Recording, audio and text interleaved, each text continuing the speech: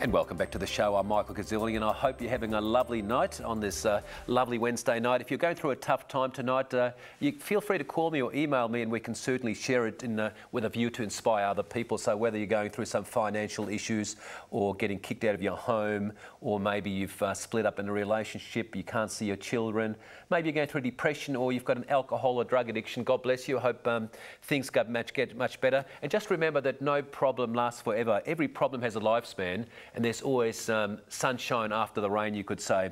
But out of tonight's interview, talking to young Jenny, the lesson tonight, I think, the take-home message is let's be a little bit more loving and caring towards each other. Let's be a bit more non-judgmental towards others. People are going to dress differently, they're going to look differently, they're going to speak differently.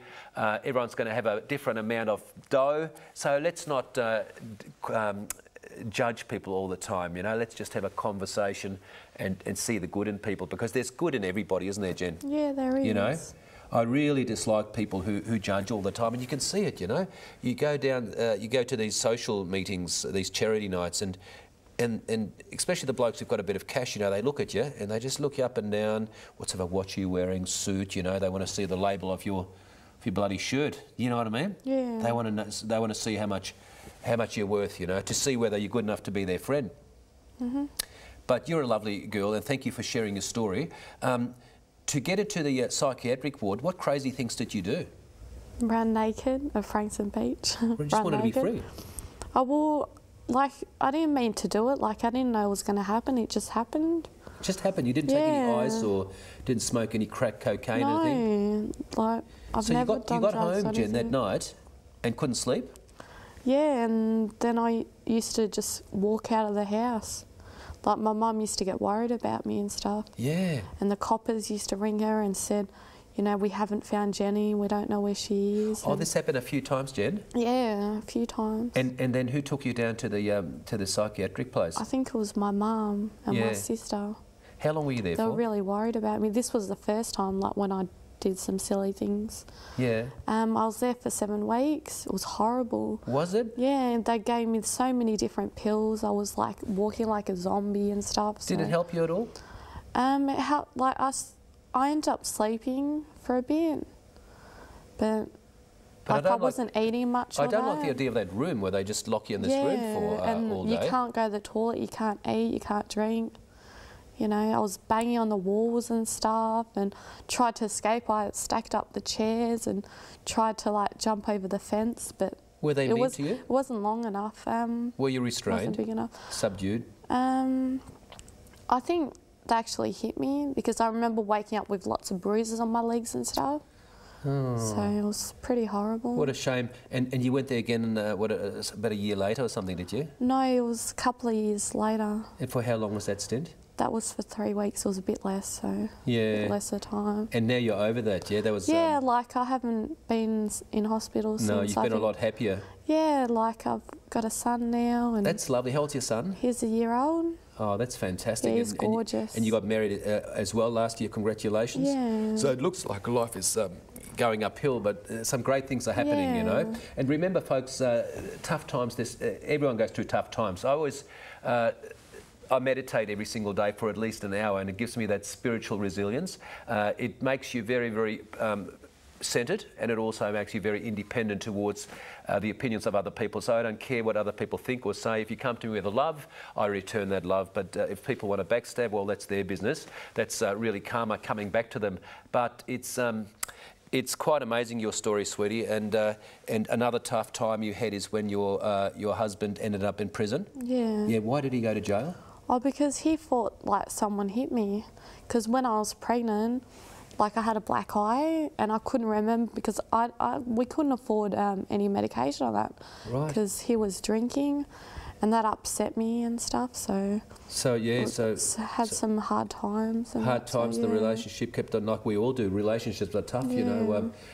You know, all these people go around smiling and Anthony Robbins stuff, think positive, but really every relationship takes so much hard work, doesn't it? Relationships really, it's what you put in, really, isn't it, folks? And so many people, 1 in 4 relationships bust up, and once it's broken, isn't it?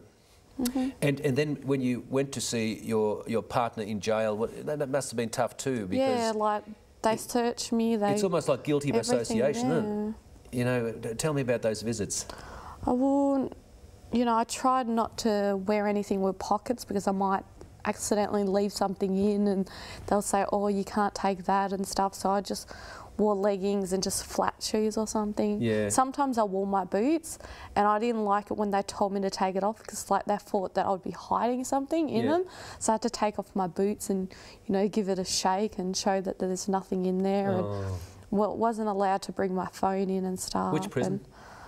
The remand centre. Oh, the remand centre. Yeah. See, that's pretty tough in there, isn't it? Yeah, Because and then afterwards, do you get farmed out somewhere, or would he stay all this time in the remand centre? Yeah, I think so. And for a little bit, he was just in the city. Yeah. What's that one called? I can't remember what it's called. And then ended up coming out. Yeah. Yeah. Got off, or?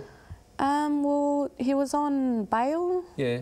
At his mum's address. So. Yeah, he was living there and that's all finished now? Yeah, it's all finished now. Oh, like good. now he's doing the right things and that. Good. So you guys are happy. You've got little Derek, who's a little baby boy, 12 months old. Yeah. Yeah, and how's Derek going? Yeah, he's good. At the moment he's living with my parents, so... Oh, that's lovely. Just until we can find accommodation. That's what we really need at the moment. Yeah, it's good. He's got a stable environment and that's great because you guys are working on yourselves. Yeah. Yeah. Drinking much these days, Jen? Not much, no. No. Just when I can afford it and just a little bit, when you and your partner have a date night, like when you have a special date night? Or just when I'm at home, just have a few drinks to help me sleep or just to feel a little bit tipsy and just, be young. Yeah. Now, Jen, now that you've gone through all that, the bullying, and the victimisation, and you've gone through the psychiatric ward, do you sometimes see people and you feel for them? Yeah. Yeah? Like I've been through a lot over the years. Yeah. I even got picked on by my younger sister as well. Like she used to hit me and pull my hair and stuff as well. Really? Like my older sister used to tell her to hit me and that. Did you ever work? I used to work in 2004, I think. For about 6 months I worked in Maya. Oh, good. In Dandenong, and I really loved that job and I miss it. In sales?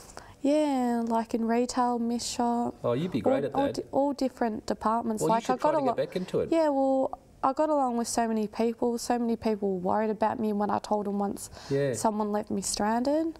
Right. So they were a bit worried about me and that. So we might talk about that in a minute, but you're lovely. And we'll be back very shortly after the next break. Don't go away.